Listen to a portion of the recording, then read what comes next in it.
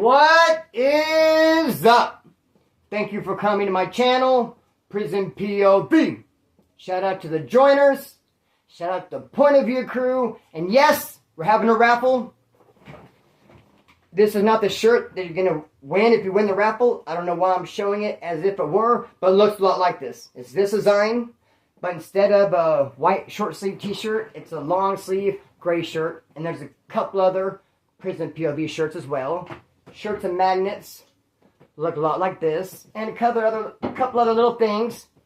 The booty is fat. The bounty is not. Just a $10 buy-in. Gonna pick the winner next Saturday.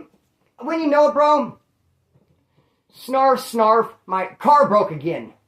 And I just paid $400 for the brakes. Got it back. Brakes are running great. And it just sneezed all this oil out on the ground. Crazy part about that is, it's okay. Sneeze some oil out. We have a problem here. I can't drive it. I got to get to where I got to get to, though. Good thing my cousin has a car. Tell her, hey, let me use your car. I got to go. Only thing she'll say is, give me an ice Sprite. So I had to go through the trouble, go to the store, get her ice Sprite. At least I could drive her car. I get in after mine, achoo, sneezed all the oil out on the ground to drive hers. What do you think happens? The oil lights up on the damn dash. How could it be? How could it be that both cars on one day? But hers ended up being this dirty oil. Get an oil change, which I haven't done yet. Added a clean quart to it, mixed it up good enough. No longer, not as dirty. Mine's gonna have to be fixed. Other things going on. Hey, raffle. You gotta admit, this is a pretty cool logo. So, yeah, all the way till next Saturday. $10 buy-in. Today, we're gonna talk about, though, trip on this. We're gonna talk about 3 separate stories of NLR doing unsanctioned hits. Now, how can this happen? Because a lot of times when you go to prison, you want to act as an individual. You want to do something that's going to serve your own purpose. You want to act on your own accord, of your own merit. But when you belong to an organization, you're representing the car. And I've seen this debate a lot in the comment section. It is car, not card. It's car, C-A-R. That's why the dude who's in control of the car has the keys. He has the keys of the car. And that's why I say, hey, you going to ride with me? Because we're riding in the car. It all ties together. It is car, not card. I know, boy, when you belong to one, you can't just run out and act how you want, when you want, because you're part of an organization. You have to play by the rules. And that's why if you step out line and do some hits, they're going to be, unless someone told you can do it, unsanctioned, homeboy. Let's go. Let's get it. Now, a lot of times, something that could be actually the best thing can end up being like the worst thing. And I came up with an analogy, so I can give you some of the example, because you're like, what are you talking about? I want to tell you how something could be actually seems like it's the best possible scenario, and turns into, wait a minute, no, it's like worst possible scenario. Just like, hey, what if you found $1 million on the ground? Awesome, best possible scenario. You grab it, you take it home, but wait a minute now, the person who lost that $1 million wants it back. They come looking for it, find you, take the $1 million back, and then bust your kneecaps out on the way out the door. So that best possible situation scenario actually turned into, no, wait a minute, like the worst possible. What am I getting at? Splinter, quit beating around the bush. Trip on this. The best possible situation would be if you went to county jail and your cellie was someone with a brand member. Someone from AB. Or you're in the cell and a brand member moves in with you. That would be the best possible situation. Because can you imagine if they felt so inclined to school you to be schooled by somebody like that? Homeboy, or just to be on first name basis, just to know somebody, and just to be able to meet him in person, and just give him your regards, because those dudes are worthy of the utmost respect and honor, and they're few and far between. So to actually be able to live with one, homeboy, man, imagine the stories he would tell, if he so choose to tell you any at all. Bro, I cannot think of a better scenario, unless though, if this guy who's claiming that, it'd be one thing if his name is ringing bells. If when you meet him, you heard about him, and everyone else has too, and it's like, oh, can you believe who's here? Can you believe who's in cell, 200 over there? Can you believe who's here with us? But what about if no one's ever heard of him? If he says he's part of that organization, tells you his name, and you're like, who? You don't know. Because now, it's your duty, and the duty of everyone around in earshot, to confirm or deny. Because you can't let some dude just come in claiming that, say, hey, guess what I am? And it's not confirmed or denied.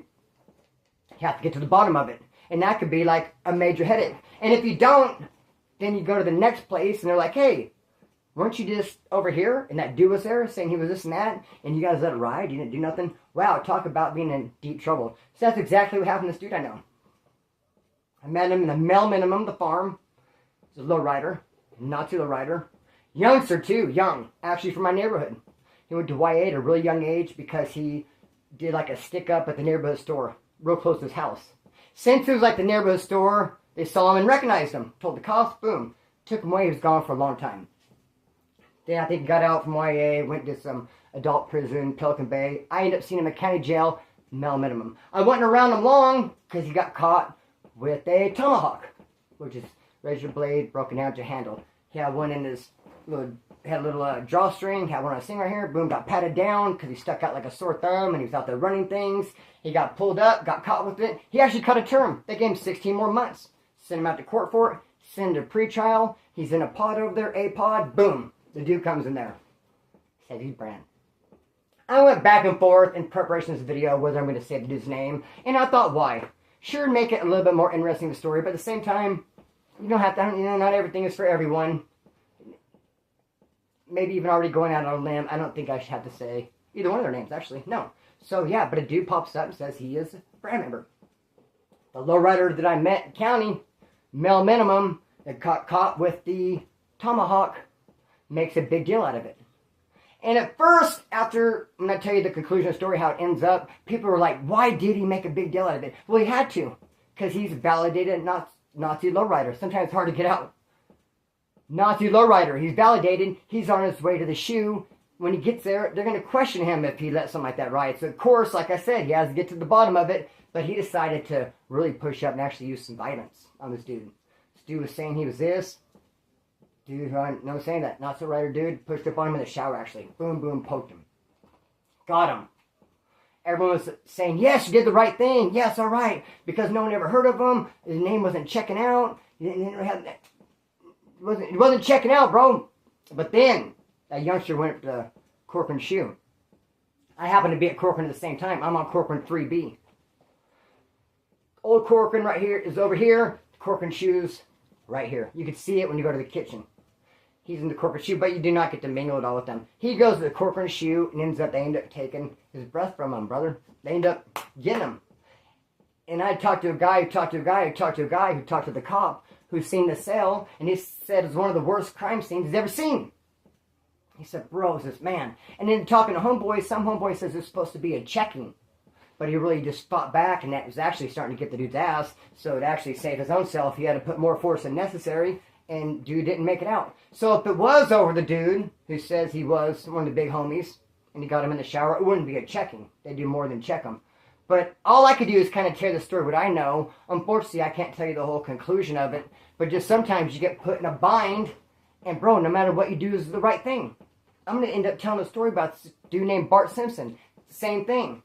Said he's a big homie. Came from the feds. He's from Oildale. Had everyone believing it. Yeah, I'm a big homie. I'm from the feds. I'm a Brand member. And he had everybody going on missions, doing all this and that. At the end of the day, they get him in the hole. All kinds of crazy stuff happen. If someone shows up like that, bro, it could be a great thing, or it could just be nothing but a huge headache. You get put in a bind. But sometimes someone could put everybody in a bind. It's not the situation mess with everybody. Sometimes an individual can mess with the situation. What are you even talking about, Splinter? Trip on this dude. This dude from Bakersfield. This Nazi lowrider. I'm not going to tell you his name. He has I hate tattoo real big across his forehead. I just told a quick story in a live right now. I told a quick story about this guy in my live. And I'm not going to tell it again because I know we're at 9 minutes. My vision's bad. I actually thought I said 4 minutes. Hey, 9 minutes deep. We can't go there because we got this story and a whole nother story, homeboy. But I will tell you this. This dude, and this is why it's bad being a straight violator. This is why. Because if you don't have no charges, you're just absconding on parole. Your parole officer snatches you up, takes you to county jail, into jail. You're not going to court. You have no charges. You're just a parole violator. They're going to take you to Wasco like that. Within 2-3 days, you're going to Wasco. And sometimes you're there, you go so quick, you're still coming down off the drugs. I mean, you're just still, and And any psychologist, doctor, anyone like that will tell you that when someone does those hardcore drugs, it makes them crazy. That's why if you go to the hospital and like, I'm hearing voices, I'm seeing things, they'll say, okay, well, are you sober? Have you been on drugs? Have you been clean for at least 2 weeks? They're not even going to take you serious if you say you're hearing things and seeing things, but no, I'm high on drugs. Bro, they're not going to take you serious because of course you're hearing stuff and seeing stuff. You're high on drugs. You're actually like a schizophrenic. You can work yourself into like a schizophrenic state on that type of hardcore shit, brother. It's actually a damn shame to see someone take that kind of downward spiral, but trip on this. This dude from Bakersfield, this hardcore gangster, straight up all the way with the business, straight violator, Nazi writer from Bakersfield, goes to Wasco Reception, D6 the hole. He's validated. He's in there, fresh off the streets, probably still coming down, and he thinks the head dude in there, in the hole in D6 for the Southsiders, is talking shit to him out on the tier.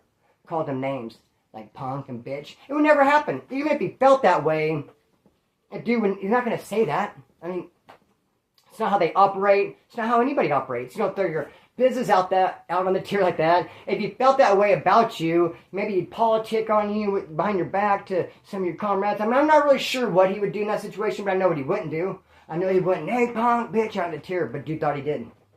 This lowrider thought that the dude who's at the upper echelon, all the way at the top, the south side of the hole, had the keys for the whole thing. This dude with a lot of juice, a lot of yank, thought he was calling him a punk and a bitch on the tier.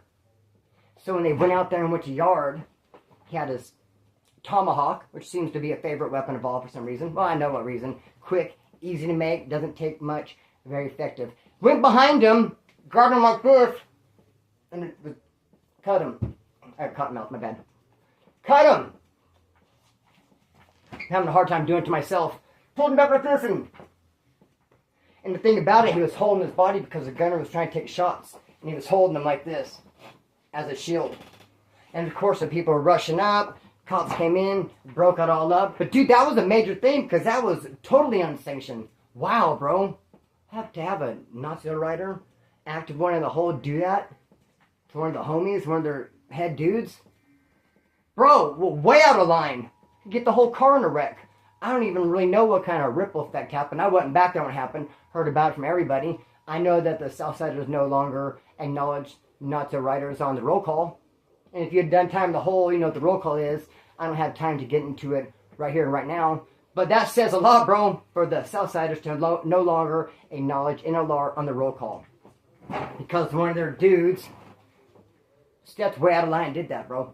Talk about crazy. Instantly, that dude was actually no good, deemed no good, obviously, instantly. And a lot of people later told me that he didn't really think Did said that, but he thought he was in trouble for some other stuff. So decided to play crazy. Oh, he said this to me. And just self-preservation. They call that homeboy going out backwards. So anyway, just trip on that, bro. Another unsanctioned hint. Wow, get the whole car in a wreck. But now trip on this one. My very first time, no, I take that back. Second time in county jail. I say my first time because my first time doing any length. But I'd already been to county jail one time. And that one time I went was crazy because how did I keep getting these crazy cellies? Because that first time that I went in there, it was this dude totally blasted down with all these tattoos. Just head to toe. We're in the holding tank. Back then, the downtown jail in Bakersfield was closed down. They didn't have it. They'd send everybody out to pretrial. Now, what they do is you go downtown, then go to pretrial, and they have a bunk already figured out. Back then, you just went straight out there, and they put all the new people in APOD. You knew where you were going. We're in this holding tank. This dude tatted all the way down, who ends up being my cellie, is just walking all bent over like this. You can tell he's struggling. You can tell he's having a hard time. This is my first time ever being there. Like, what's going on? There's about 20 of us in there. Dude's having a hard time. Finally, he says, hey, yo, trip out on this. I got a syringe up in me. I got a syringe. I hooped it. There's some Garaga. There's some black tar with it. I can't carry it no more. It's hurting me. I'm going to take it out. If someone carries it for me, when we get to where we're going, I'll split it with you. We'll both come up. We'll both get down. Some dude's like, yeah, I'll do it. So he took it out right there for everybody. Wiped it off a little bit. Dude ran with it. Hour or two later, pulled us, threw us all in a pod. Dude took it back out, gave it to dude. He ended up being my cellie. And he started fixing it up. All covered up, tattooed, all crazy looking. Asked me, I want some? I said, nah, Charlie Holmes. The dude wanted some though. The dude who helped him piggyback it in, he was pacing back and forth. And dude's like, hey, get the fuck away from my cell, lame. You're burning me off. He ended up not getting him nothing. Straight up just burned him, bro. I was like, yikes.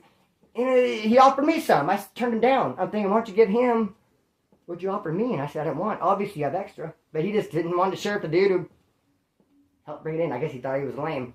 But trip out on this, the first time I did any length of time, my celly is not so right, dude. And he is teaching me everything. Teaching me how to work out, teaching me how to make fire, teaching me how to make tattoo ink, how to make pruno, how to make cards, how to make envelopes, just teaching me the ropes, teaching me the game, putting me up on game. Just a great celly. Loved having him for a celly. Good dude. Tons of great stories, homie. Just, bro, great celly. Just schooling me, bro. All of a sudden, a dude comes in. And my celly, the crazy knotted rider, tatted down all crazy, forehead and everything, says, do you know that dude who showed up last night? Because we seen him at breakfast. He goes, he's a Nazi rider. And I honestly thought selfishly, oh great, I'm going to lose my road dog. I'm going to kick it back to my celly, working out. We're doing everything together. And he's my road dog, homeboy. And now one of his comrades, another Nazi rider, showed up. And he's going to kick me to the curb to kick back with his buddy. I'm thinking. Until he tells me I'm going to beat his ass. He goes, I can't stand that dude. It's on sight. I was so curious, bro. This dude would tell me all kinds of stuff, but I could never ask any questions. I learned a long time ago not to be all, why? Or what do you mean? Or what they... he would not answer any kind of question. That is just take what I was given, homeboy, when he was talking. But I couldn't help on this and be like, why? What happened? He goes, you know, I can't tell you that. I was like, dude, give me something. I'm hella curious. What do you mean? I thought that was your buddy. You guys saying... He's like, I'm just going to beat his ass. Sure enough, he goes over there, whips on him, beats his ass. Then he had me keep points. I didn't see it, but I heard it all. After he beats his ass, he tells him, I'm going to beat your ass every day. Sure enough, the next day he goes over there, beats his ass again. In the cell, I keep him point. Don't see it, hear it. Says I'm going to be back tomorrow. Then we go back, and that night he goes, okay, I'm going to tell you. He decided to tell me he's going to give me what he wants me to know. Now answer the question, because I'm going to tell you what happened between us. He said, I was at one of my good friend's house. We're in the garage. The garage doors popped up. We're kicking back. My buddy walks by. It's not the rider. I go, hey, what's up, my boy? What's up, dog? And he comes over and hangs out. Now it's us three. And this dude who I invited in, my buddy starts stealing from this dude, who happens to be a good friend of mine. And I didn't notice it. I didn't notice it till he leaves. And my buddy, who had let me in his home, he's a good friend of mine, actually let one of my friends into his home, accepted us in, got stolen from him. Said, hey, your buddy, he stole from me. He goes, that motherfucker, I haven't seen him since now. He knows I'm mad at him. He knows it's on sight. I'm going to beat his ass every single day. So after a couple of single fights, them fighting, man, he goes over after breakfast like he said he was. Every single day, I'm supposed to keep point. I hear it, I don't see it. But this time it sounds different. Because the dude who went in the garage and stole some stuff and then got the 5-finger discount, broke out a filetto and poked him 3 times in the back. When he came in, he went to go swing, dude dodged it. And dude's like, whoa, whoa, whoa, okay, like that, motherfucker, like that, like that. And I'm like, whoa, what's going on? Different energy than what I'm used to. So we go to leave. Before we leave, the dude says to me, hey! And I turn to look at him. Up to this point, he said nothing to me. We've not talked at all. He said, if you patch him up, to me, that's a declaration of war. I'm like, go. And then he says to me, come on, patch me up. I'm like, but I'm fresh out of patches, homeboy. What do you mean? I can't patch. Didn't you hear what he said? Did you see what he has? Of course you've seen it. You've seen that close and personal. You want me to see it like that? I don't have any patches. Dude, I don't think this needs patching up. I'm no patch expert, but I'm looking at it and I'm thinking, dude, no patch is necessary. I say we let it ride. Take a nap. I'll pour water on it. Hey, does pour water on it count as patching? I didn't say all that, but I was singing. Homie, back to the cell. Of course I'm going to patch him up. You take a little piece of the soap, little shrivels of soap. You get it kind of wet and gooey. You try to put the soap in there if there's any kind of hole or cut, and then you just put the gel over there. The 3 flowers, homeboy. People, they don't buy that for the hair. Buy it for a lot of uses. Hair is not one of them. You can make tattooing out of it, and you can patch people up. I patched him up. So, dude, the next day, it was supposed to be fight. We go over there. I'm going to keep point. I'm not going to be able to see it, but I can hear it. Just because you got poked, hey, nothing stops. Ain't nothing changed but the weather. We go over there. Instead of fighting, my cellie says to him, hey, I respect the hell out of that, brother. I love you for that. And they hugged. They hugged it out. I love you, brother. And they talked, and they walked, and they took the long lap, and then I did get kicked to the curb. And to make it even worse, the dude really didn't like me because I patched him up, and I guess he did declare war on me. I didn't know if he was going to act on that war, Reminded me of my mom and stepdad got in a big old fight. When I was 9 years old, and I pulled out a butterfly knife from my stepdad. I stole the knife from my friend Nathan so that I could pull it on my stepdad. Now, I'm talking fast, I'm getting worked up and emotional. I stole the butterfly knife from my friend Nathan. My stepdad was beating on my mom. On Mother's Day, he hit her with an iron. I pulled the knife on him. My mom said, "What are you doing? What are you doing to the knife for me?" Then my stepdad and mom both got mad at me and both turned on me. And I was like, what? That's kind of what it felt like. Now they're both against me. No, my slave wasn't against me. Just had a more conversation. Now they worked out, but you know what? I got taught about a game. They can never take that from me. They can never take from you what you learned. Get involved on this raffle, homeboy. I would appreciate it to the utmost. And if you're a mechanic, put me up on game. Widen my car. Achoo! Sneeze oil on the ground. Perhaps I should go live and show you guys what I'm talking about. Snarf, snarf. Cut the string and let it fly. Peace!